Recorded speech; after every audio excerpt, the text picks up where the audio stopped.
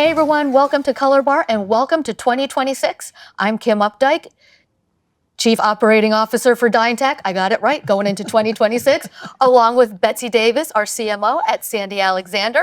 Hello, and I'm still here for 2026. We are still here for 2026, so this is Colorbar 2026. I can't believe it. We never thought we'd make it here. We never thought from April Fools to 2026. April Fools to Happy New Year. Yeah, Happy New Year. So anyway, and kicking off 2026, we're super excited for our guest today, Francis McMahon. Hello there. Hi, ladies. I'm super excited to be here. Yes, we're thrilled Is to that have a you new here. title for you? It's been a title for a while. She doesn't flaunt it. I don't flaunt it. It's a nice title. Thank you like very it. much. Yes, yes. So I kind of keep it a little under wraps. So helps me fly under the radar, allegedly. I don't know if that's the case. Well, Francis is so used to big titles that he doesn't know any different. That's right. Well, I'm not a big fan of titles, because I think sometimes people treat you a little differently. Based on Titles. So I'm not always big on the title thing, but sometimes good to have them, though. It helps. every some once in a cases. while. Yeah. Every once in a while, you got to bring out the big title and see what happens. Well, the title that I love for Francis most is Friend. Yes. And I'll use that with you as well, Betsy. I love that. So I have to tell everybody, we're at Print United. I hadn't seen you in a while. I don't know, Yeah. over a year probably. Probably a year or so, yeah. And I see him from across the room, and I go up and I do the cover his eyes behind, do a little sneak up. Anyway, see each other, give a hug, and he's like, Bets, I've watched like almost every episode of Colorbar. Yeah, and what do I have to do to get on this show? I'm like, that's all you had to do. Like, when can you be in Orlando? It was just like that. And here we sit. And super bright line train up here 2.5 hours later, and here we are. And here we are. Love it. Love Yes, it. we are thrilled and excited to have you. And there's like so much stuff to talk and unpack today. So where do you want to kick it off? Well, you know what? I had to actually research because I've known you at HP, I've known you at Canon, now at Tecnau, but I'm like, where else? Like, what else has he been doing, and how long has he been doing this? So I actually did a little digging. I didn't even know about Kodak, but let's just give everybody a little hint of Kodak for 13 years. Kodak that could be right, 10 to 13, probably 13. Yeah, You probably have that right. I think Yeah. I'm not. Math is hard, Okay. so I could hard be, for me. Math is hard. And yours are hard. HP for 9.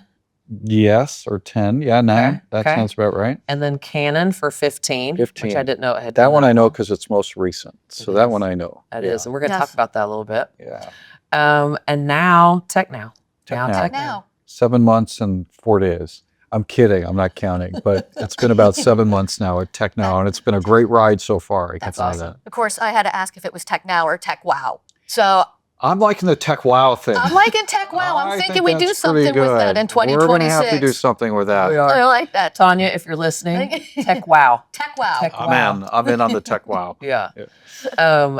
So if you've been in the industry, everybody knows Francis. But so talk to us. I mean, it's been obviously quite the journey, quite the career in this industry that we love. Talk to us in your own words what this has been for the last 30 plus years. Oh, I mean, who would have ever guessed, if I go way back in time, I went to San Francisco State University. I had long hair and earring and a VW bus that didn't run that often.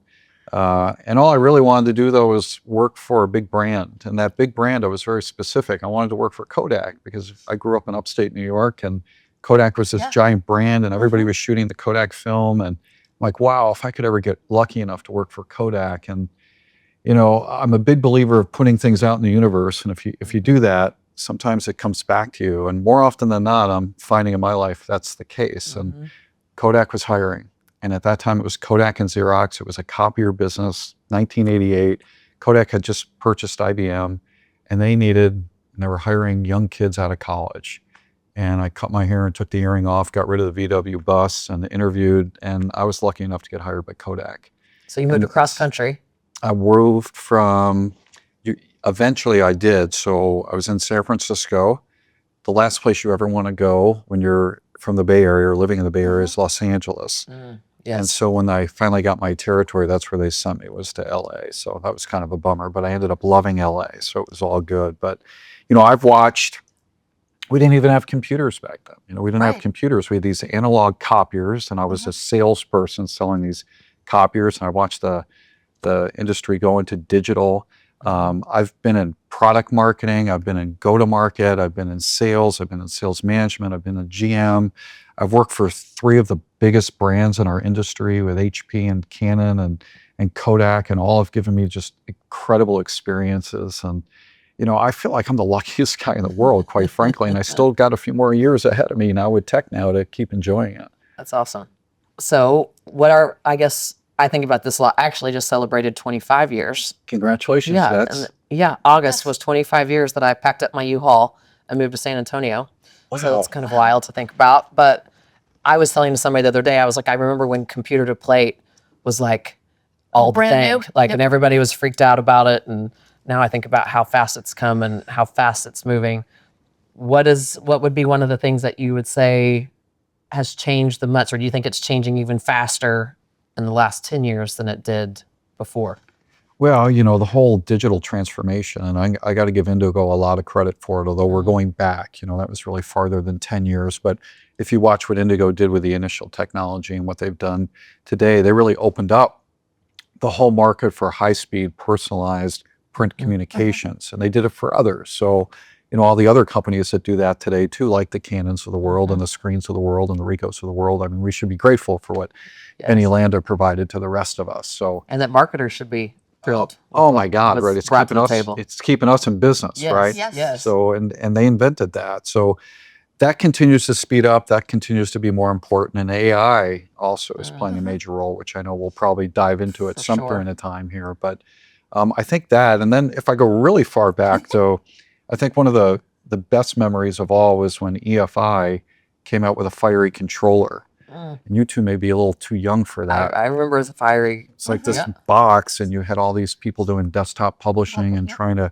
kick out files, and these giant files, and they take forever to rip. And then EFI came up with this controller, and you plugged it into the back of a Canon CLC, and you just watch these numbers spin as it was ripping this information, and bang, a piece of paper would come out, and then it would produce at 5 pages per minute. And so I give Canon a lot of credit too back then, and EFI working together to bring really desktop publishing, which then allowed us to do the high-speed stuff with Indigo and Canon and Screen and Ricoh and the rest of the companies doing that. It's super cool to watch. Well, and we take it so for granted, like hearing you say 5 a minute. Yeah. Right. And knowing, like I was just at our facility in Orlando with the Screen, with the inkjet web, and just watching that stuff crank out. And that's not fast enough most of the time. Yeah, So that's where we are today, right? Nothing's fast enough. Nothing's Nothing's fast wide enough. enough. Nothing's fast enough. All right, and everything costs too much. yeah. Yes, but it has been quite a transformation from when you started, when I started, I mean, the dawn of desktop publishing. I remember running out linotype. Yeah. And we got our first, because I started when dot etchers were still allowed to smoke. when they were color correcting film. So When I date myself on this podcast all the I thought time. you were a lot younger than I am. No, when I first started at Clear Visions in San Antonio, I remember walking in and there was ashtrays everywhere and there were beers and fridges, and I'm like, what? I'm this little kid from Oklahoma, I have no idea what's happening. My first corporate, first real job. Yeah. I'm like, these people are just smoking, drinking, partying, and and making film. And making film, yeah. like, Because I was at a This is film my house. kind of place. Yeah, my kind No of wonder place. I landed in print. Yeah, these are my people. Exactly.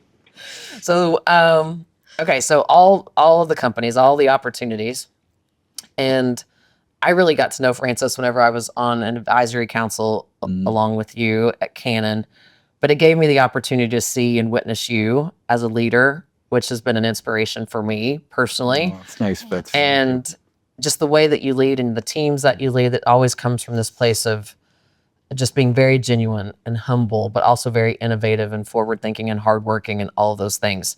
So I want to hear from your perspective, and you're always, again, very humble, but from you as a leader, what has been those influences for you over the years that you still are kind of your guiding post today? For whatever reason, I've had people take interest in my life, my success, my happiness, and they've been willing to share and help guide me and mentor me and teach me and give me a really deep value system. And I don't know why, but I will just tell you there's been many of them, and I've learned from all of them. And, it all starts with your mom. And, this is a woman who married an alcoholic husband my dad, who later in life turned out to be a wonderful guy. But she had to make a decision to divorce early. She didn't have a college education. She had nothing. But what she did have was a lot of determination, a lot of passion, and she was going to go somewhere and she was going to make a life for us, right? So that was a key learning for me. You've got to have some confidence, you've got to have some drive, and you can be whoever you want to be. That's what she always said. She's like, I can be whoever I want to be, and you, son, you too can be whatever you want to be, and you just have to go figure that out. So I've always kind of carried that with me. Yeah. Love that. Love that a little bit. Our moms. We talk about Sandy and Diane. Yes. Yeah, on Colorbar, our moms. She's a lot more difficult today than she used to be.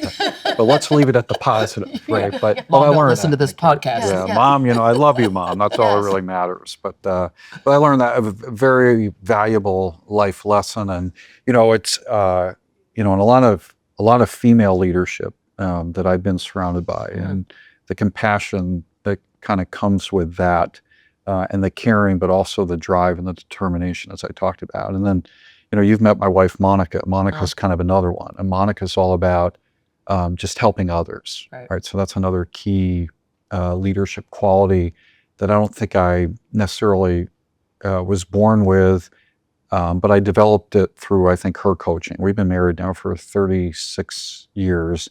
She's going to correct me at 35, I'm sure, but whatever, right? Long time. Long time. We're rounding up. It's okay.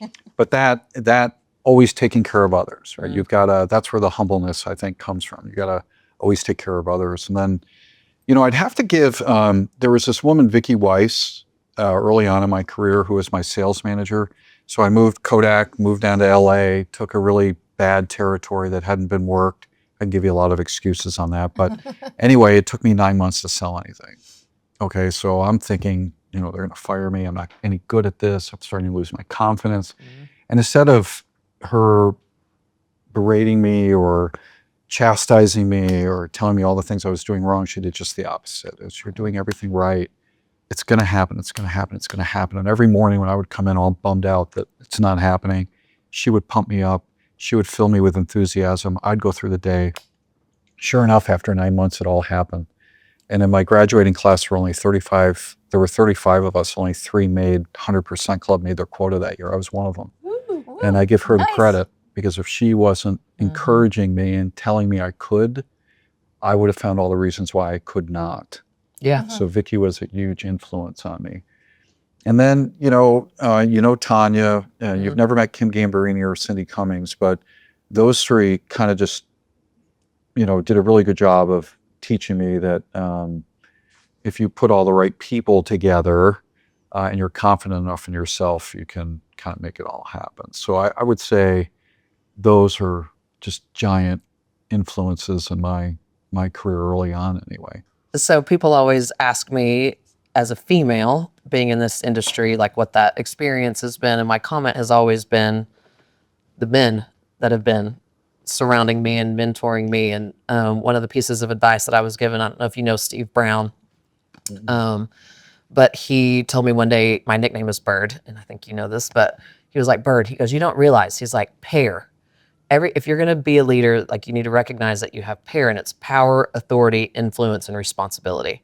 And he was like, you need to take advantage of all of those. And so that's one of those little nuggets that has always stuck with me from a leadership perspective, or just also kind of owning your responsibility. But that's one of the things that came to mind as you were telling those stories. But the men in my life in this print industry are the ones that have been the biggest influence, you being one of those and a handful of others. But so I love the fact that women have been such an influence for you. Yeah, and I've had, to the men's side, just going back there was a gentleman by the name of Rich Mundy at HP. It was all about attitude and effort, and I carried that on to my children. And Todd Cromwell, I don't know if you ever met Todd, but Todd pulled me aside one day. He gets a lot of credit for DSCOOP, by the way, which we'll talk about later, but Todd pulled me aside one day and said, "Stop thinking just about marketing.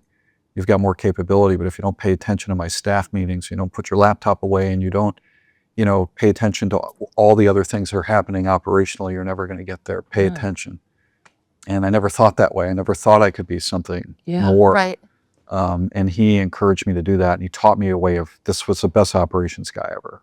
And I give him just a ton of credit for that. And I can go on and on with influences. But as I mentioned earlier, when people take, like what you just called out, take some type of pride in helping you and want to mentor you and grow, and you're willing to take the advice, really magical things can happen. So you were actually, I was going to DSCOOP next when you were talking about influences. So I immediately think of our boy Jack Glacken. No, I love Jack. And I also think about, in all of your roles, the amazing things that you've done from a marketing perspective. Things like DSCOOP and DPAX and Think and all of this, but DSCOOP and DPAX were some of your, these beautiful things that you came up with. Talk a little bit about the beginning of that, Jack Glacken and the others that were involved, the coming of DSCOOP, which is near and dear to my heart. Yeah, near and dear to many, certainly my heart. And I can't wait to go to DSCOOP this year. I haven't been in 15 years, and I can't wait to see what all of you have done with it. I read about it, I see it, but I can't really appreciate it from afar, and now I get to be in it next year, and I can't wait to celebrate that with you. I mean, we're 2 months. We're 2 months away from it at this point. I can't wait. March. We're going to Denver. I'm gonna give Chaim a big hug and kiss. I know. Yeah, I haven't He seen does. him He gives a great hug. Well, we can't wait to have you back. Chaim, you're giving me one as soon as I walk in that building. So let's talk about the genesis a little bit. So, and it kind of goes back to the mentoring a little bit as well. So at Kodak, I learned advisory councils were important. I didn't know that. I was young. I went into my first product marketing role. Kodak had an advisory council, and the advisory council was giving input into what the next generation of digital press should look like. And at that point, it was a next press. So I got to be a fly on the wall. I got to watch the way it was done. I thought they did it very well. I had my own way of doing it later on. But the appreciation I got was, if you put a lot of people in a room and you listen, and then they play off of each other, it turns into something probably more important. So that's where that came from. So I get to HP.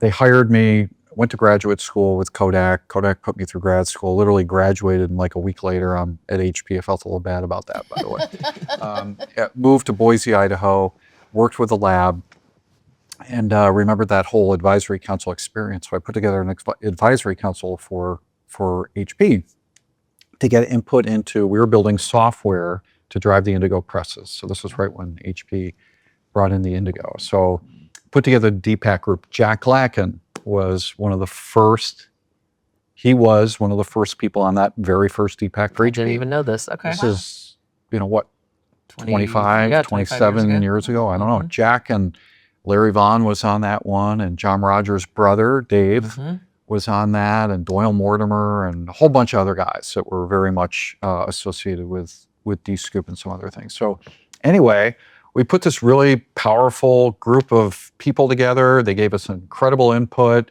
They supported HP. They helped us out in the market. They helped us with next product development. And fast forward a little bit, some of them were involved with ICE. Do you know what ICE is? So some of our viewers may not all know what ICE is. So ICE was the Indigo Customer Exchange. It was a user group. It was the user group prior to DSCOOP. And so we had some success with DPAC, and it wasn't going so well. This user group and HP had a contentious relationship. And so they grabbed me and they said, "Hey, you figured this DPAC thing out. It's great relationships. Will you go in and try to make this work?" And Jack was a part of ICE. He was on the board, and Doyle and some of my DPAC guys. So they had asked, "Hey, have Francis come do this and we'll go figure it out." So I gave it about a year and a half, and the bottom line was I couldn't make this friendly relationship. It was very contentious because they had a few people that just wanted money from HP, and they wouldn't make it this community. It wasn't happening. So I went back to Alon Barshaneh. I'm going to guess that you. Yes. I like to call him Alon Barshaneh because I'm Irish, and he always put up with me for that. Now, keep in mind, I'm like a junior manager too, and Alon's like, and Rich Ramundi's up here, and Todd's up here, right? And I'm this junior manager. And was Alon still wearing hoodies, or was he wearing hoodies at that point? you know, alone, warm, whatever the hell he wanted to wear, right? I mean, He always has. He always had a hoodie on. He made it okay for the rest of us to dress down a little bit, I like right? But he was so handsome it didn't matter. Yeah. So it was okay. But he was such a good guy, you know, and Alone loved customers. Like he loved to be out with customers. And so they asked me to do this and I failed. I couldn't do it. And I went back to the three of them and I said, hey, I can't do it. I think we're gonna have to break away. And Alone freaked out. He's like, what do you mean? You know, break up with our user group? These are our customers. We can't do that. That can't happen. I'm like, Alone, I think we're gonna have to. So we decided we're gonna break away. So I broke the news to them and said, look, we're not supporting you any longer. We're gonna do something different.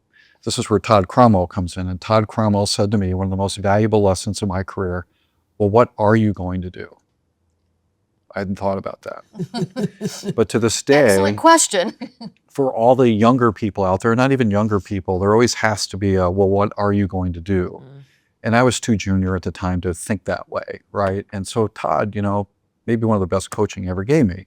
I didn't have a plan. But anyway, so we break up this user group. These letters are coming in. These threatening letters are coming into the CEO of HP, Mark Hurd, and Mark's sending notes down to Rich Money and Alone. Who is this Francis McMahon guy?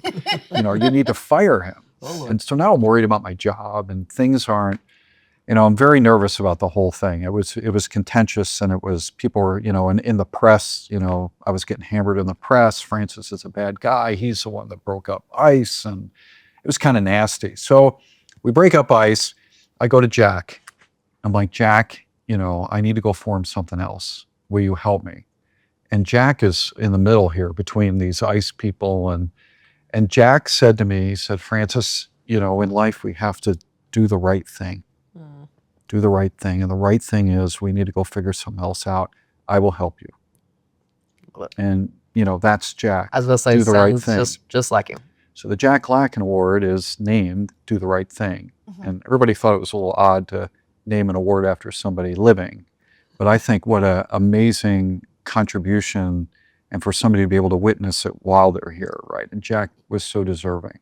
So Jack and I went off and Jack said, I'll help you. And we flew to Smith Buckland in Chicago, who's a agency that puts together user groups, because we had no idea what the hell we were doing. Like, how do you put together? I don't know how to do this. So we flew out there.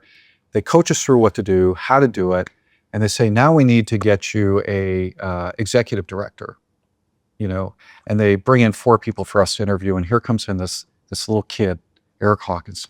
You know, Eric was in his early 20s, and all this energy. And I'll tell you, Jack and I get chills mentioning. I love Eric Hawkinson, and Jack and I walked out that day and literally it's like Eric's the guy. And Eric gets so much credit for the beginning. Like he had a lot of the vision. He brought everything together. He knew how to put a user group together. And this is a kid, right? He's in his early 20s at that time. Looked a lot older. Eric, you looked like you were 40, but yeah, right. You know, you were a young kid. And he gets a lot of credit for that. And then, you know, from that, we got Larry Vaughn and we grabbed a bunch of other people and we got in a room and we said, what do we want it to become? Mike Chercuzio and God, I won't remember everybody, Chris Wells. There were a lot of people in that room that day. And we whiteboarded and we walked out of that room. We didn't have the name yet, but we walked out with DSCOOP.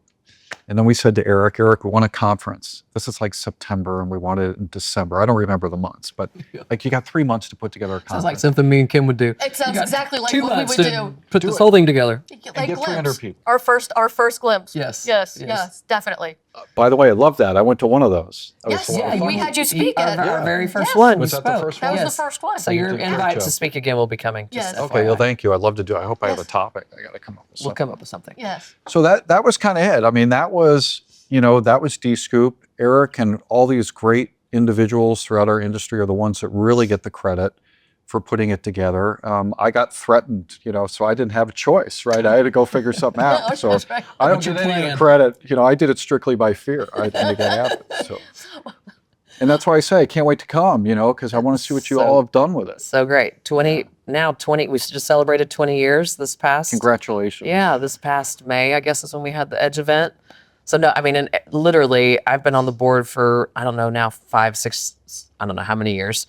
But every time we have a DSCOOP Edge event, everybody comments on how we've missed you. Yeah. Aw, and so people will be very excited to see you in Denver. I can't wait. I really awesome. can't wait. That's awesome. So you ready to talk a little something? What do you want to talk about, Bets? I want to talk about Canon. Oh boy. Okay. Yep. It was I really feel like it's Dateline episode or This is a something. Dateline. This is the untold story. at Colorbar. Only at Colorbar are you going to get this story. Yeah, to be honest, I haven't really spoken too much about departing Canon or my time at Canon since I left.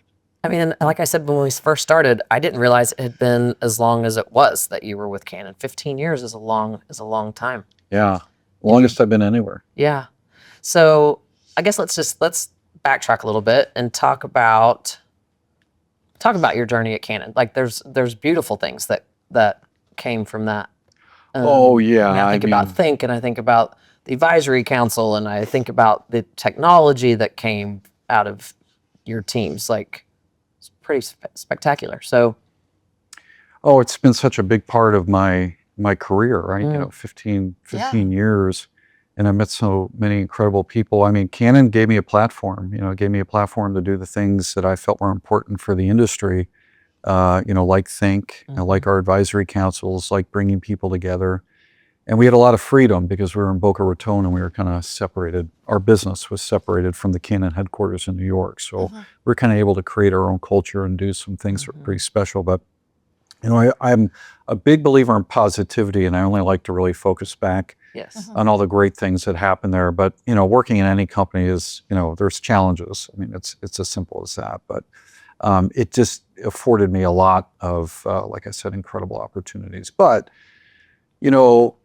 what happened at Canon, I mean, the company was changing, right? The world's changing, the industries are changing. We had COVID that forced a lot of companies into change. And that's, I think, when really things started to change pretty dramatically for Canon and many other companies. And quite frankly, I wasn't bought into the changes that were occurring. Not that they were bad or they were wrong. I mean, they were just outside of my value system, outside what I thought was best for my business. I'm saying my business, but the production printing solutions business. What's important is in any company, whether you're a leader or not a leader, is that you support what's going on and you align and you move forward. And I was struggling with that. Yep. And struggling with that led to, a lot of stress and some health concerns, and wasn't happy, was a little depressed from the whole thing. And, because I was sad, like here's these people that most of them I hired into the business. I'd worked with a long time, a business where I love the customers, love Betsy, love all our DPAC people, and I didn't want to lose any of that. Right. But at the same time, I felt like I wasn't in a position to take care of the customers the way that I could in the past. And so that really weighed on me. I mean, it was really that simple. And I was going to leave sooner, but they announced a new president, Sammy Kobayashi. And, and I love Sammy. He's a super guy. He's a really nice guy. And he was brand new. And I'm like, wow, how can I leave right now? And that's not helpful to him. So I stayed on a little longer than I wanted to stay on. But again, if the key message, which I kind of bypass, is if you're not aligned, you're not doing anybody a favor by staying, because people can read it, they can see it.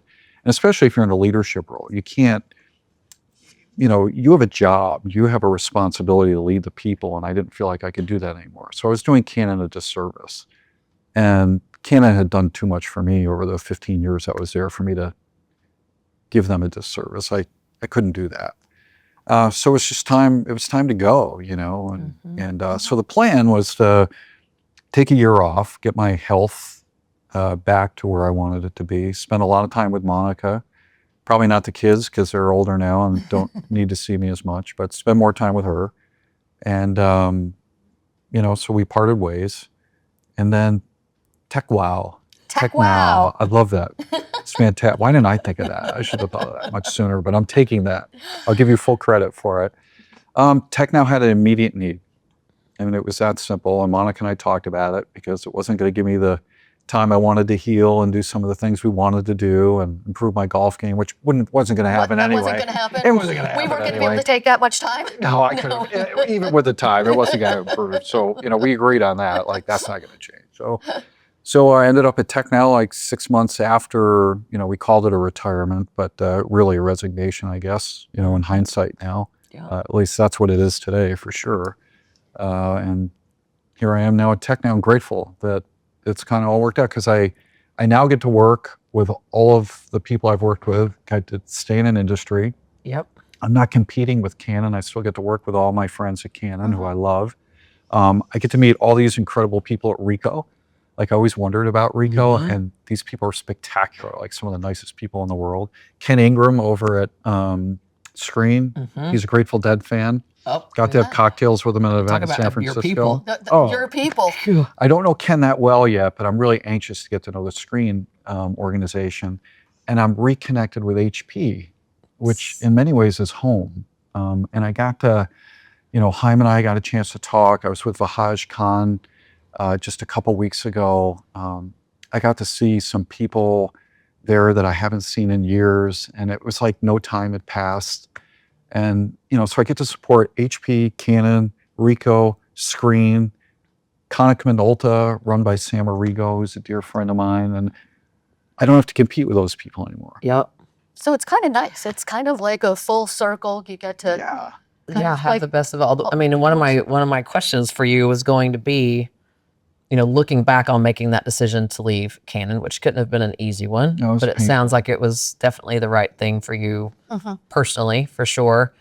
But one of my questions to you was like, looking back on that now, what does the future look like? And you basically just described it. Like you've now got access to all these happy really again. talented people. Oh, that's amazing. That's great. Yeah, and that's important, right? Happiness is important. And Tecnau has a lot of great employees. So I'm meeting a lot of new people. They're teaching me a lot.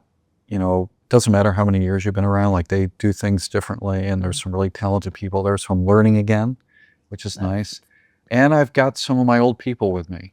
I shouldn't call them old people, but Well, they probably took great offense to that comment. yeah, they probably did. So, well, quite frankly, they are kind of old. I mean, let's be honest here. But people that I work well with, and I expect to build the best pre and post finishing, packaging business in the industry. And to do that, you have to have a great structure, and you have to have really wonderful people that all work well together. And so, with combination of the people that I have today at Tecnau, plus bringing in some new people. And I've already started that. Yeah, it's awesome. It was so much fun at Print United to see everyone. I was like, I know you, and I know you, and I know you. So it was. We're getting the band back together. Getting the band back together. So a lot of people that are going to be watching this know of Tecnau, but give your elevator pitch about the company, where you guys play in this digital space that we all participate in. Give us your little elevator pitch. Yeah. I'm putting you on the spot. No, and well, thank you. And you're giving me an opportunity at the same time. So, well, first off, the intriguing part of Tecnau is it's a family-owned business. So for so many of my clients and customers out there, or former clients and customers, they're family-owned businesses. You know how important it is to you. This family, the DeMarco family at Tecnau, has the same type of compassion, commitment that all of you do. So I think there's a real great connection between Tecnau and the industry. Giuliano started the company. He's the dad, the nicest, sweetest man, and a brilliant man. Yeah. And Stefano DeMarco is the CEO. And you'll love Stefano. I can't wait to introduce him to some more people. He's well known, but there's more people. Stefano's the CEO. And Manuela, who's a genius behind all of our R&D. And Francesca is our CFO, who I recently learned over dinner with the DeMarco family that she was the problem child growing up. So that's probably a story I don't know enough about and can talk about. Sorry, Francesca, but all these names sound very Italian. Am I? Very Italian. It's an Italian-based company. Okay, all right. But it's a family, and the fact that they welcomed me into their family, they've entrusted me with their biggest part of the business, which is the Americas. I'm humbled by that. So, and I'm going to do a good job for them, Of course. as in my next, life here, not just for them, but for their children. So I want them to have a legacy and something for them that they can have later on. So that's my commitment to the DeMarco family. But between Manuela and her team's technology, we're delivering amazing products out there. You guys are, we always talk about the printing end. the printing's great, but let's start with the end customer, right? There's a printed product in your hand, Kim. Yes. All right, well, that came off of a roll of paper or a piece of paper, one or the other, and it had to be converted, right? We do all the converting, whether it's converting to a book or a poster or a postcard or a card or a calendar, we do the converting, and that's what we do. And that's the Tecnau side. And then the SIPMA side is packaging. So we have two businesses, and I'm not so sure Stefano was that upfront about that part during the interview process. Right? So Surprise. So, You have two companies. yeah, you know what I mean? It's this thing too. And oh, by the way, we haven't really kicked it off in the United States very well, so go figure that out, you know. It's a gift with purchase. It's all right. There you go. So SIPMA, the surprise business. Yes. Wraps. So imagine a wrap, you know, you're putting together 4 or 5 magazines and you need a wrap around that. When you get your frozen pizza, I know you do, so don't say you don't. I just had a Tony's the other day. There you go, Don't that judge me. plastic wrapping. Yes. Okay, SIPMA product. And I just got back from LL Bean. And what a cool, amazing, fun experience to be in the LL Bean factory. We've got 2 lines, and the way it works, and Jack Lack, and pay attention, by the way. So the way it works is, you know, here we're ordering from LL Bean. These guys are taking product out of a bin. They're placing it on a conveyor, and they scan the barcode. It goes on the conveyor, and then we automatically wrap that brown wrapper around. It cuts perfect shape. We put the mailing label on top, and then we print the LL Bean logo on the bag, and then it goes off into the mailing stream. I got to witness that. So Jack Lacken and the rest of you commercial printers out there, it's peak season, right, Betsy? Peak season. I was at our facility in Orlando. We're going through peak season right now. How many temporary people did you hire to pack bags? Way too many, and I told the story to our GM just yesterday. Like, you've got to see this Tecnau equipment that I saw at Print United. Like, you put the counter, it measures it, it goes to the thing, it just whoop, whoop, whoop, wraps the labels off the, like, no people. A person running the equipment. That's it. Game changer. Instead, you go hire all these temporary people. Yes. You pay them whatever you're paying them. You hope some of them show up, some of them don't. Amen. Right. Yep. Here's this machine. You literally put it on the machine and off it goes. So Jack Lacken, I'm going to give you a special discount. So I expect you to buy one, and Sandy Alexander needs to have them as well. Yes. But that's what pitching it SIPMA yesterday. does. Yeah. And Chris Petro, who you know, is the VP GM here in the U.S. So he's running that side of the business and really enthusiastic about it. He made me go to LL Bean in the snow, and we had a great time. But that's the business. That's what we're doing. Love it. We always say this all the time, that we do immediately think of the printing part, but when we were making the investment in the inkjet web, it's like the most important part, no offense, Screen and Rico and all the people out there, the Canons selling the presses, the finishing is almost even more important to be able to, you got to have it to get the finished product done. Well, I think we should always work backwards. So here's the receiver of whatever it is we do. Yes. And then work backwards. Eventually you get to the printer, right? Yep. But you got to get to the finishing before you get to the printer. You know? And the SIPMA side is where print meets packaging, which, you know, you put the whole thing together. Yeah.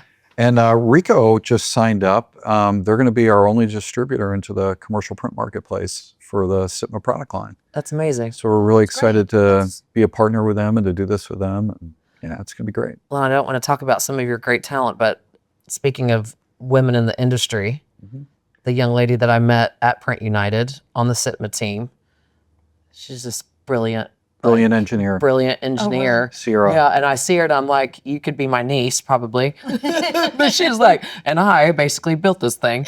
It's crazy.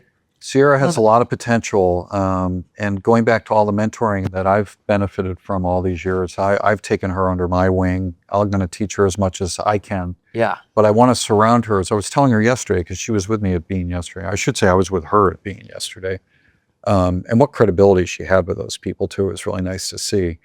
But I want to surround her with a lot of brilliant people that are going to help her, because I really believe she can be a GM one day. If we invest the time in her, but she's got that passion to do it. She's a special person, no question. Yeah. You do sometimes just run across those that you're like, you, sir, ma'am, are going to be something. It was clear within probably 2 days of knowing her. It's amazing. Yeah. Keep an eye out for that one. So kind of wrapping up parts of this conversation, Yes. the future of print, the future of finishing print or whatnot, our industry. You've been here for a minute. What do you think the next 5 years is going to bring for us? This is where you want to kick it back to you guys and say, well, what do you think? And see if you come up with something great, and then I can just build on You know, it. somebody, actually, Peter Van Tiesling from DSCOOP, I just was interviewed by him, and he asked me the question, like, what do you think that we're doing right or not doing right to make sure that people recognize the validity and the importance that print still plays? And my answer was, those of us sitting here, have to Yes. be much better about being the evangelists of what we love so much and the importance of it. And I think sometimes it's like, we do print, you know, like, let's be proud of the marketing channel and the things that we produce, that we touch every single day and that consumers engage with every single day. And I think people forget the importance of this and how it impacts our lives every day. And so I think it's not going anywhere. This is why I love Betsy right here, and this is and why we're connected in a lot of ways, because print is life. Yeah. Print is life. But people outside of our industry don't even think about print. They don't even think about it because it's kind It's of so like a take ingrained for- in our lives. It's You take it for granted. You take it for granted because it's something that you Totally. touch every day. It's not something that just It's not the screen that we keep hearing about. well, it's not my. yeah. But That's it's, it, Kim, you touch right? it every day. Yeah, absolutely. It's part of your life. I mean, you live in it. You don't think about it, but you actually live in it. So people have become kind of complacent with it, and they don't appreciate it because it's there. If you took it away, and I told you I was on the Bright Line coming up here, Yeah. you know, and there's print all over that train, and advertising, and you know, you think about. I got home late last night from my flight, and Monica was still up, and she had all these bills and catalogs and all these things, and she's sifting through them, and some of them were really, really important to us, right? And Yeah. You mean print the is life. catalogs or the bills? Because I just throw out the bills and look through the catalogs. I went through the wine catalog, you know, but that's what I do too, by the way. I leave her with all the bills. Let her have the. I'm not even going to open this up. It'll ruin my mood. So I think, you know, for us which is why I still want to be in it for a while, because I think we're at the beginning, not the end of print. Oh, I like that. I do. I really believe that in my heart. And I believe it because I'm watching the younger generation embrace print in different ways. I'm watching technology come into our industry, which brings in the younger generation as well. Automation becomes key. And as we become more automated with the equipment that we have and our ability to continue to personalize print in a way that really matters, I think the relevance just continues to go up. And like I talked about earlier with the legacy, I want those young DeMarco kids to have something that they can really count on. And I think between the Sitma packaging business and what print can become, but we need DSCOOP.